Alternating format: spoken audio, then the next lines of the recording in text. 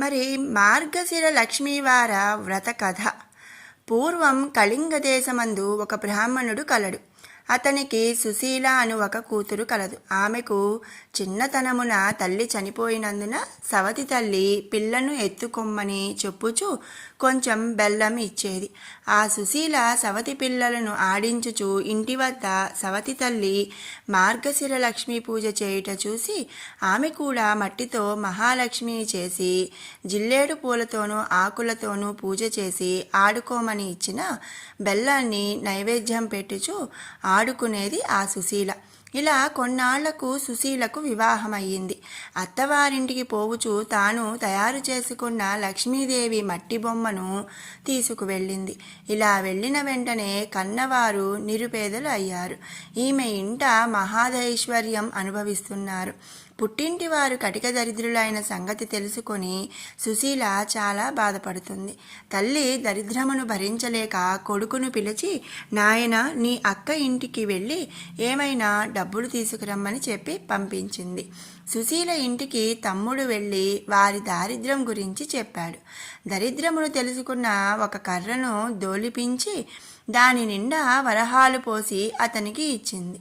ఆ చిన్నవాడు కర్రను పట్టుకొని వెళుతుండగా దారిలో కర్ర వదిలి వెళ్ళిపోయాడు. ఆ కర్ర ఎవరో తీసుకుని వెళ్ళిపోయారు. ఇంటికి వెళ్ళిన కొడుకుని తల్లి ఏమి తెచ్చావు అని అడుగగా ఏమీ తేలేదు అని చెప్పాను. మన దరిద్రం ఇంతే అని అనుకున్నారు. కొంతకాలం తరువాత సుశీల తమ్ముని పరిస్థితిని అడిగి తెలుసుకున్నది. వారి దరిద్రంలో ఎటువంటి మార్పు రాలేదని తెలిసి ఒక చెప్పులు జత తెప్పించి వాటిలో వరహాలు పోసి కుట్టించి వాటికి గుడ్డ చుట్టి తమ్మునికి ఇచ్చి అది తీసుకుని వెళ్ళి తండ్రికి ఇమ్మని చెప్పాను. సరే అని తీసుకుని వెళ్ళి మార్గమధ్యలో దాహం వేసి ఒక చెరువు గట్టున చెప్పులు మూట పెట్టి నీరు తాగి వచ్చేసరికి ఎవరో వాటిని తీసుకొని పోయారు. జరిగిన విషయం తల్లికి చెప్పాడు. తల్లి జరిగిన దానికి బాధపడి మన దరిద్రం ఇలా ఎందుకు ప్రాప్తించిందో అనుకొనెను. మరలా కొన్నాళ్లకు కొడుకును పంపిస్తూ ఈసారి అయినా జాగ్రత్తగా తీసుకురమ్మని చెప్పాను. అక్కకు పరిస్థితి ఇది వరకు ఉన్నట్టే ఉందని చెప్పాను. అప్పుడు సుశీల ఒక గుమ్మడి పండు తెప్పించి తొలచి దాని నిండా వరహాలు నింపి ఆ పండు అమ్మకి ఇమ్మని చెప్పింది. సరే అని తీసుకువస్తుండగా సాయం సమయంలో ఒక చెరువు వద్దకు వచ్చి దానిని గట్టు మీద ఉంచి సాయం సంధ్యావందనం చేస్తూ ఉన్నాడు. ఇంతలో ఒక బాటసారి పండు బాగుందని పట్టుకుని వెళ్ళిపోయాను. ఆ కుర్రవాడు గట్టు మీదకు వచ్చి పండు వెతకగా పండు లేదు. ఏమి చేసేది లేక ఇంటికి వెళ్ళాడు. తల్లి ఏమి తెచ్చితివి అని అడుగగా జరిగినది చెప్పాను. తల్లి విచారించింది. కొన్నాళ్లకు తల్లి ఇంటి దగ్గర పిల్లలను ఉంచి కూతురు దగ్గరకు వెళ్ళెను.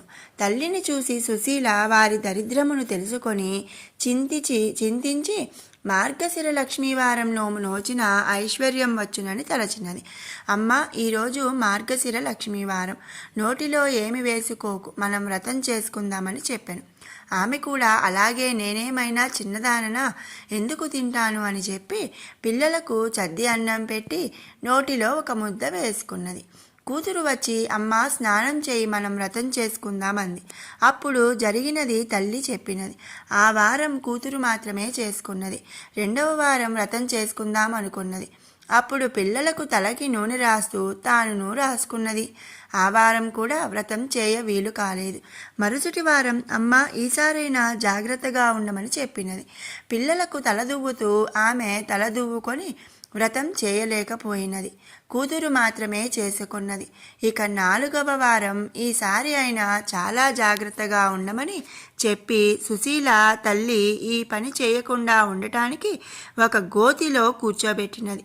పని అయిన తర్వాత అమ్మను తీసుకొని వచ్చి స్నానం చేస్తే పూజ చేసుకుందామని పిలవగా తల్లి పిల్లలు అరటిపండు తిని నేను కూర్చున్న చోట అరటి తోలు వేశారు.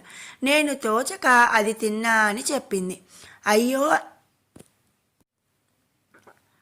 అయ్యో అని తలచి కూతురు పూజ చేసుకొని 5వ వారం మార్గశిర లక్ష్మీవారం వ్రతం ఆఖరి వారం. అప్పుడు సుశీల తల్లిని తన కోగుకు కట్టుకొని పని పూర్తి చేసుకొని తల్లిచే స్నానం చేయించి వ్రతం చేయించింది.